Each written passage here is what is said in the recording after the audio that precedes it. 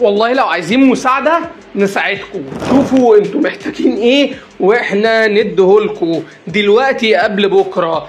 طيب تفتكر ازاي الاهلي هيساعد الزمالك في حالته دي؟ وهل المارد الاحمر فعلا هيعمل انه يساعد القلعة البيضاء في مشهد وموقف تاريخي؟ يلا بينا نعرف كل حاجة من البداية للنهاية على كورة زون. كلنا عارفين طبعا ان نادي الزمالك دلوقتي مديون، ما معهوش فلوس، وعنده بدل المشكلة مليون مشكلة.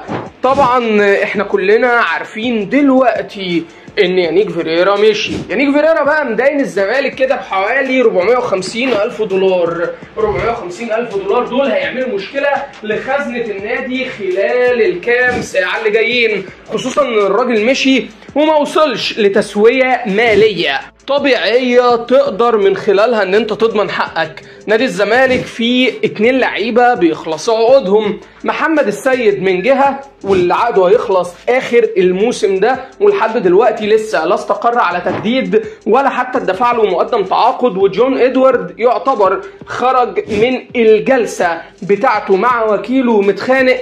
اما التاني فهو حسام عبد المجيد. حسام عبد المجيد في ناس بتتكلم عن وجود عرض احتراف بيمثل كوبري ليه هيقعد من خلاله موسم مع الفرقه دي ويرجع مره تانية على النادي الاهلي او بيراميدز، ايهما بقى. لكن الاهلي هو الاقرب، لان احنا عارفين ان الاهلي هيتيح له حسام عبد المجيد مزايا كتير جدا جدا، زي مثلا ان هو هيشارك بشكل دولي مستمر، كمان هياخد مستحقاته الماليه من غير ما يعمل حوارات. لكن نادي الاهلي وقف كل ده وقال لهم نادي الزمالك بيمر بازمه دلوقتي. لكن في حاجه كده، والله لو اللعيبه دي اصرت انها تنضم للنادي الاهلي وانها تيجي فري من غير فلوس او تكلفه كبيره، هاتوهم فيها ايه؟ وده كان تفكير 2 ياسين منصور وسيد عبد الحفيظ، اللي قالوا ان هم مش هيدفعوا فلوس على الهوا وخلاص، لا الدفع لازم يبقى بشكل منتظم ومنظم، وما اروحش مثلا اجيب ابو 3 جنيه بمليون جنيه، لا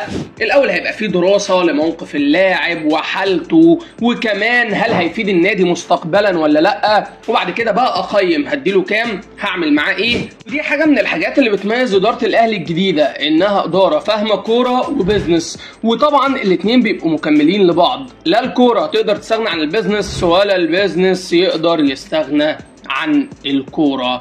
الموضوع في النهاية هو ده السيستم اللي هيمشي عليه النادي الأهلي خلال الفترة اللي جاية، وما أحلاه من سيستم. تفتكر بقى ان النادي الأهلي كده ماشي على طريقة الأندية الأوروبية ولا لأ؟ قول لنا رأيك في التعليقات.